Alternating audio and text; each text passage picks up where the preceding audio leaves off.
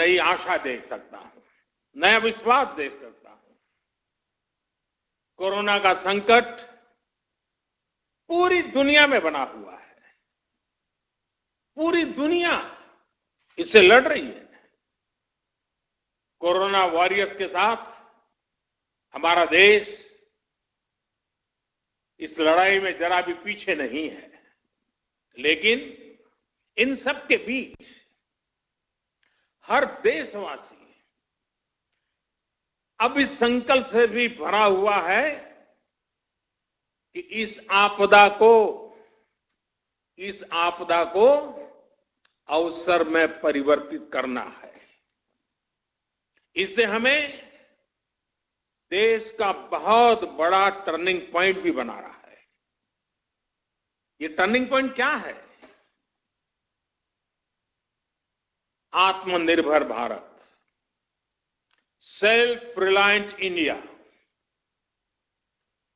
आत्मनिर्भरता का, self reliance का ये भाव बरसों से हर भारतीय ने एक एस्पिरेशन की तरह जिया है।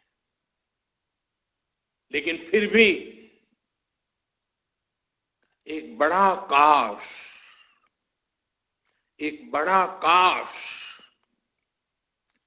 हर भारतीय के मन में रहा है, मस्तिष्क में रहा है। ये काश क्या है? काश हम मेडिकल इक्विपमेंट के क्षेत्र में आत्मनिर्भर होते। काश हम डिफेंस मैन्युफैक्चरिंग में आत्मनिर्भर होते। काश हम कोल और मिनरल्स के सेक्टर में आत्मनिर्भर होते। काश हम एडिबल ऑयल में, फर्टिलाइजर्स के क्षेत्र में आत्मनिर्भर होते। काश हम इलेक्ट्रॉनिक मैन्युफैक्चरिंग में आत्मनिर्भर होते। काश हम सोलर पैनल्स, बैटरीज और चिप मैन्युफैक्चरिंग में आत्मनिर्भर होते। काश हम एविएशन सेक्टर में भी आत्मनिर्भर होते। ऐसे कितने सारे काश, अनगिनत काश हमेशा से हर भारतीय को झकझोरते रहे हैं। साथियों, एक बहुत बड़ी वजह रही है कि बीते 5-6 वर्षों में देश की नीति और रीति में भारत की आत्मनिर्भरता का लक्ष्य सर्वोपरि रहा है। अब कोरोना क्राइसिस ने हमें इसकी गति और तेज करने का सबक दिया है। इसी सबक से निकला है आत्मनिर्भर भारत अभियान। साथियों, हम देखते हैं परिवार में भी संतान, बेटा हो या बेटी, 18-20 साल का हो जाता है तो मां बाप उसे सबसे पहले कहते हैं कि अपने पैरों पर खड़े रहना सीखो। हर परिवार में सुना होगा, आप जो मुझे सुन रहे सबने सुना होगा कि 18-20 साल की उम्र में उनके मां बाप ने उनको कहा होगा कि बेटे, बेटी, अब अपने पैरों पर खड़े रहना सीखो। एक तरह से आत्मनिर्भर भारत का पहला पाठ परिवार से ही शुरू होता है। भारत को भी अपने पैरों पर ही खड़े होना होगा। साथियों, आत्मनिर्भर भारत अभियान का सीधा सा मतलब है कि भारत दूसरे देशों पर अपनी निर्भरता कम से कम करे। हर वो चीज जिसे इंपोर्ट करने के लिए देश मजबूर है, वो भारत में ही कैसे बने। भविष्य में उन्हीं प्रोडक्ट्स का भारत एक्सपोर्टर कैसे बने, इस दिशा में हमें और तेजी से काम करना है। इसके अलावा हर वो सामान जो भारत का लघु उद्यमी बनाता है, हमारे हैंडीक्राफ्ट वाले,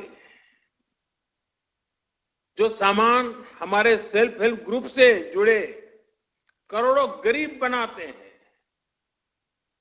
जो दशकों से हमारे यहां बनता आ रहा है, गलियों मोहल्लों में बिकता रहा है, उसे छोड़कर विदेश से वही सामान मंगाने की प्रवृत्ति, इस पर भी हमने आत्मसंयम बरतना है, हमें नियंत्रण करना है। हम इन छोटे छोटे व्यापार करने वाले लोगों से केवल चीज ही नहीं खरीदते, पैसे ही नहीं देते, उनके परिश्रम को पुरस्कृत करते हैं, मान सम्मान बढ़ाते हैं। कभी सोचना, आप मर्सिडीज गाड़ी लेकर के जा रहे हैं और फुटपाथ पर छोटी चीज बेचने वाले की चीज आपने उतर करके खरीदी, वो पैसे नहीं गिनेगा, वो उसकी छाती फूल जाएगी। देखिए, मर्सिडीज गाड़ी वाला भी फुटपाथ पर मैं भले बैठा हूं, लेकिन उतर करके मेरे से सामान खरीद रखा है, उसकी जिंदगी को एक ताकत मिलती, उसको सम्मान मिलता है। हमें इस बात का अंदाजा भी नहीं होता कि इससे उनके दिल पर कितना प्रभाव पड़ता है, वो कितना गर्व महसूस करता है। इसलिए अब अपने लोकल के लिए वोकल होने का समय है। हर गांव, हर कस्बे, हर जिले, हर प्रदेश, पूरे देश को आत्मनिर्भर करने का समय है।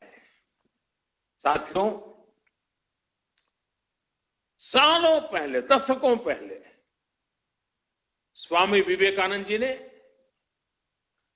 एक पत्र लिखा था। उस पत्र में उन्होंने लिखा था, the simplest method to be work upon at present is to induce Indians to use their own produce and get markets for Indian artware in other countries.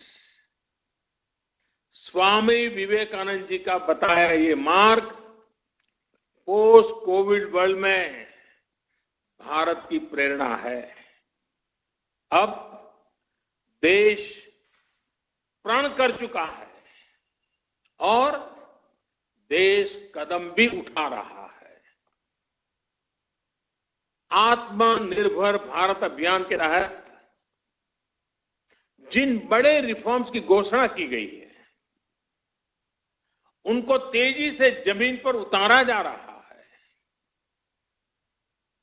MSMEs की डेफिनेशन सालों से लटकी हुई बात, उसका दायरा बढ़ाना हो या एमएसएमईज के सपोर्ट के लिए हजारों करोड़ के स्पेशल फंड्स की व्यवस्था हो, ये सब आज सच्चाई बन रहे हैं। आईबीसी से जुड़ा फैसला हो, छोटी छोटी गलतियों को डिक्रिमिनलाइज करने का फैसला हो, इन्वेस्टमेंट की फास्ट ट्रैकिंग के लिए प्रोजेक्ट डेवलपमेंट सेल्स का गठन हो, ऐसे अनेक कार्य पहले ही हो चुके हैं। अब तमाम सेक्टर्स, खासकर कोल और माइनिंग के सेक्टर को अधिक कॉम्पिटिटिव बनाने के लिए जो रिफॉर्म्स अनाउंस हुए हैं, उसका भरपूर फायदा उठाने के लिए उद्योग जगत आगे आए। मेरे युवा साथी, आप आगे आए। साथियों, किसानों और रूरल इकोनॉमी के लिए जो निर्णय हाल में हुए हैं, उन्होंने एग्रीकल्चर इकोनॉमी को बरसों की गुलामी से मुक्त कर दिया है। सच्ची आजादी किसानों को मिली है।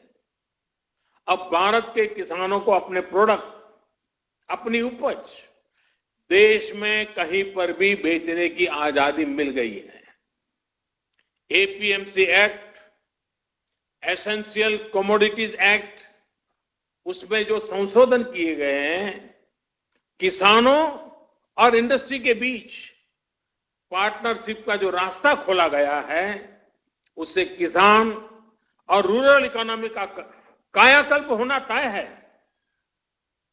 इन फैसलों ने किसान को एक प्रोड्यूसर के रूप में और उसकी उपज को एक प्रोडक्ट के रूप में पहचान दी है। साथियों, चाहे किसानों के बैंक खातों में सीधे पैसे ट्रांसफर करना हो, चाहे एमएसपी का फैसला हो, उनकी पेंशन की योजना हो, हमारा प्रयास किसानों को सशक्त करने का है।